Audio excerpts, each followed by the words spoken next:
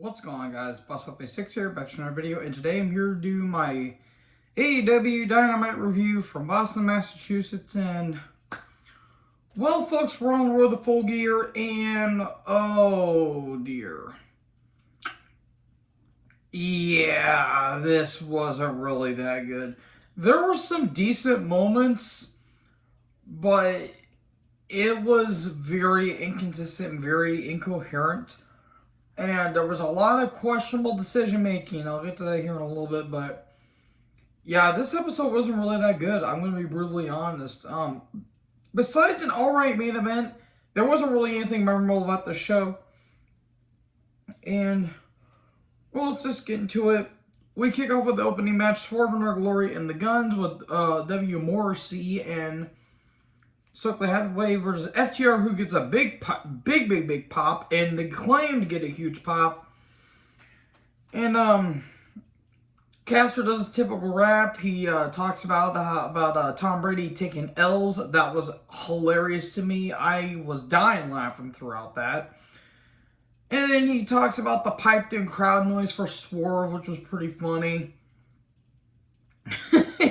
He mentions Herschel Walker, who's being part of the election, and I thought it was funny because, you know, screw politics and all that stuff. And Kyrie Irving, look it up. Just look it up. Let's just say the man kind of ruined his own career. And Billy goes after Swerve for what Swerve did to him. The match itself was fine, just like a typical 8-man tag. There was a superplex spot onto everyone on the outside, pretends to be shocked. And the Guns do a big rig on one point. But in the end, sharpshooter, and there you go. And the FTR and Claim win. And then MJF's on his podcast, and I'm not gonna go everything that MJF said. I think it's on the Barstools podcast. I want to believe. Literally, just watch this promo again. MJF providing why he's one of the best in modern wrestling. He has become the modern Roddy Piper, and like you take Roddy Piper, Bobby the Brain Heenan. They have a weird love child, and this is MJF, because he knows how to get with the crowd, and he knows how to get with people. He mentions the greats like The Rock, Stone Cold Steve Austin, Ric Flair, John Cena, Bruno Sammartino. He mentions all the greats, and he says he mentions how Chris Jericho always stole the spotlight from him, but he ain't going to be stealing the spotlight this time. I ain't going to use that diamond ring, and he talks about how the firm attacked him and all that stuff, and he said, well, it was a cowardly act. And, well, let's just say that in order for me to be 110%, I'm not going to be on the road, but I will be 110% by Full Gear and expect a new world champion, because the devil always gets his due. This was great stuff, folks. Again, please watch this. Then Hathaway pre-tape, he looked like a child looking for his parents. He talks about how Max was his friend, and sometimes you got to betray your friends. I know that feeling all too well. Page with Hathaway took on All Ego Ethan Page, I should have clarified. With Hathaway took on Eddie Kingston with Ortiz.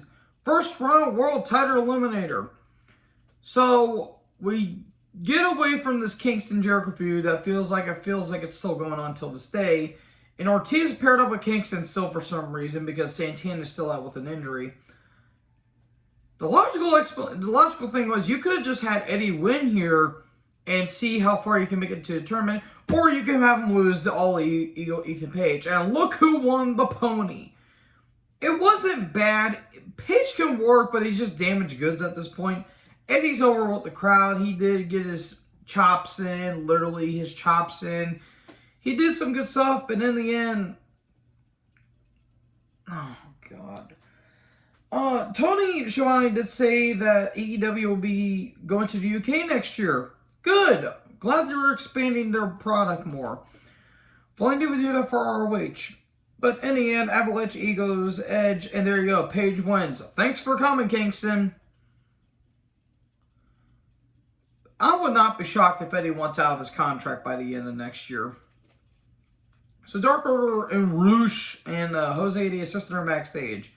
And Jose says, well, if Roosh wins the tournament, he will pick 10 to be his first opponent because he likes him. And he says you get no second opportunities. And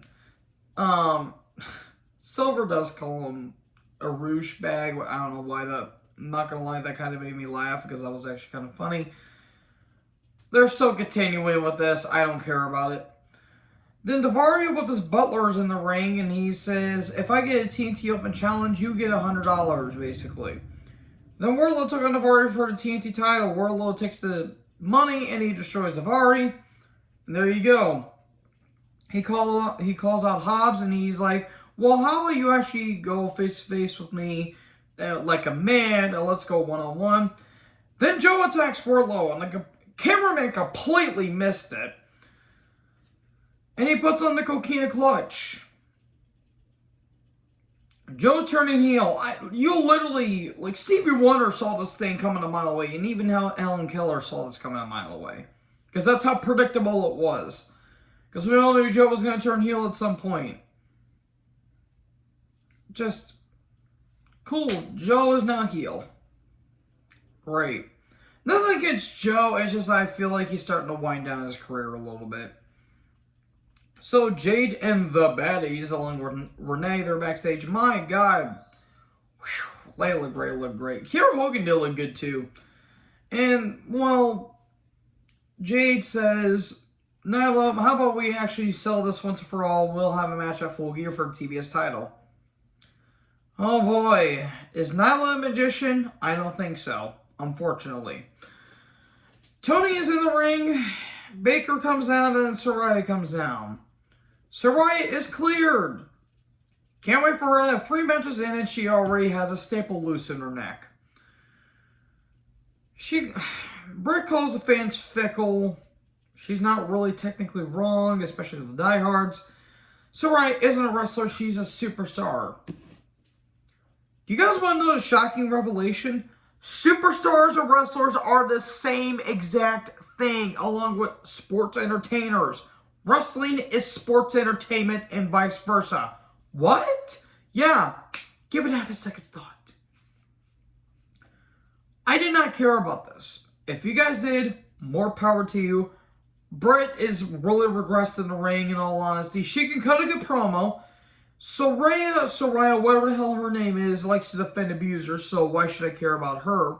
And not to mention her boyfriend is a complete moron named a complete tool and has a list of criminal charges against him. So yeah. They're having a match at Full Gear. That's literally all I'm just saying. I do not care about this promo. I did not give 10 shits about it, in all honesty. So yeah, they're having a match at Full Gear. Britt tries to get a cheap shot. Then gets hit with the weakest looking Rampage I have ever seen. And then she's up and at it like 15 seconds later. And then on one point, Saraya to say that, oh, I got hit by a car. It was involved in a car accident and I still wrestled the same day. Trying to provide her that she's tough. No, she's not tough. She's just tumultuously stupid. That's completely stupid. You're not badass. You're just a idiot. Then Lethal, the big Tomofo, Ike, Satnam Singh, or earlier are like in a trailer area. The factory show up. Cole Cutter, congratulations on doing the job that we told you to do. Here's your money. And then QT's like, well, here you go, kid. Grab it and there you go. And then Danhausen and the best friends show up. Jesus Christ. And Lethal and Trent are having a match. Then they have the match. There was an attack on the ramp by Lethal. Was I supposed to care about this match? No, it sucks. I like Lethal and I like Beretta, but I did not care about this match. The best friends, Dutton, Singh come down. Towards the end of the match, Danhausen tries to curse Singh, but he couldn't do it because he's too big of a guy. And then he low blows Danhausen does, then headbutt to Danhausen. This got messy towards the end. Lethal injection and Lethal wins. Tony tries to interview, but Dutch says, no, you ain't interviewing us. And then Jarrett comes out. And then Jarrett says, this ain't no make-believe monster who wears red skinny jeans and is produced by the Banana Nose Circus. Another shot at WWE. It's like a freaking elephant stomping on your testicles. That's how subtle it is. Jericho can cut a good promo. He was never a main eventer. The quote Mike Graham, broke over 6,000 guitars and never drew a single dime. It's ultimately going to be Sting and Darby versus Jarrett and Lethal at the pay-per-view, which it is. Credit to Jarrett, he's making his money.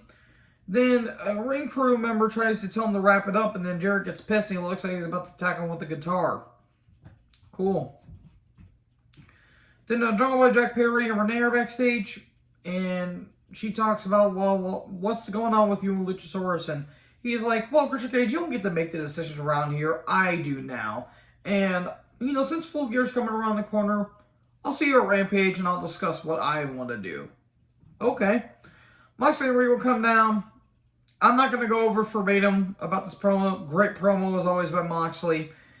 And Moxley talks about how Max says he's the devil, and Moxley says, I've met the devil. I've seen the devil. I know the devil. I've met a lot of bad people, and you, Max, are certainly not one of them. This was great stuff.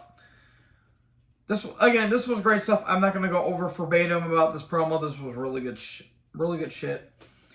Elite video package, they're going to be returning at Full Gear, and no one would care about it. Then a Bryan video package, talking about his match against Sammy in a 2-3 Falls match tonight. Jamie Hayter, Sweet Lord Almighty versus Rebel, with Rebel, not versus Rebel, with Rebel versus Sky Blue, and Tony Storm eventually shows up. Sky Blue looks great, I will say that. At least the women got featured. It wasn't bad. They did well for the limited amount of time they were given. And Baker eventually shows up, and in the end, Hayter wins with that short lariat that she always hits, kind of like the Rainmaker in some ways. And it's a set of her versus Tony Storm at Full Gear, which I will totally be fine with. Thickomania, that's what I'm going to call it. Because, damn. Brian Cage and Dante Martin video package. Don't let Cage talk, please. They're having a match, I think, on Rampage. It's a World Title Eliminator because we need more tournaments apparently in AEW. Marvez is backstage, and Lance Archer just shows up and he's randomly attacking Ricky Starks. Okay then. Lance has been in New Japan for a little bit. I think he was doing stuff in I think he was in G1 Climax. And I think he's been doing stuff on New Japan Strong and working in New Japan and all that stuff. So, good for Archer. I hope he's doing alright, though. Him versus Search would be a pretty interesting feud. And then, we get Sammy Guevara with Ty Mello, unfortunately, versus Bryan Danielson 2-3 Falls match. Regal joins commentary. It was alright, but the problem is I literally don't care about Sammy. There was a sign that says trade Sammy for Brittany Grenier or whatever the hell her name is. God, Jesus. The signs here tonight were just hilarious in many ways. I forgot to mention there was during the tag match with the Guns and Swerve and Ugly versus FTR and Acclaim, there was one that says scissor hole. I don't know why I thought that was funny. Yeah, Ty interferes for a while. She's worked, which is nothing. Then Sammy just violently throws a chair at Bryan because he is, again, very, very dangerous. And he just likes to just want to make everyone bleed, and he's very unprotective and very unsafe. So he gets DQ'd despite the fact it's a 2-3 Falls match. I don't get it either. So Bryan is now, has 1 point. Then Bryan gets choked and attacked with a microphone. Then he starts bleeding. Eventually GTH and now it's tied. Diving headbutt missed. Quit doing diving headbutt, please. We all know what happened to Benoit, and eventually Harley Race said, "Don't do diving headbutt." Then he gets put in the crossface. Bryan tries to escape, and eventually gets the ropes. We get a running knee in midair. That was pretty cool. Ty interferes again. Then she finally gets ejected. Good, get her ass out of the ring and out of the company. She gets her press on the outside. Sammy completely missed because he is an idiot. There was a cutter into an armbar that got put into a lapel lock. There was a running knee into a lion tamer. That was actually a pretty cool maneuver. But Bryan grabs the ropes. GTH into a running DDT. And not even 15 seconds later, Sammy hits Bryan with a like a second rope or like top rope DDT of some variation. Can Sammy, for the love of God, sell? Jesus, it's retardedly bad. It's stupid. Completely stupid. Sell, god damn it. We get reversals aplenty, eventually the label lock, and then eventually Bryan gets the Rings of Saturn, and Sammy passes out, and Bryan wins. Thank God Bryan won. Yeah, this Rampage wasn't really that good, or this Dynamite really was not really good here, folks, so... Anyways, that is my review, folks, of Dynamite. What did you guys think about the show? Let me know in the comment section below. Like, comment, subscribe, tap the little bell for more notifications. Join the herd. Talk to you next video. Peace out.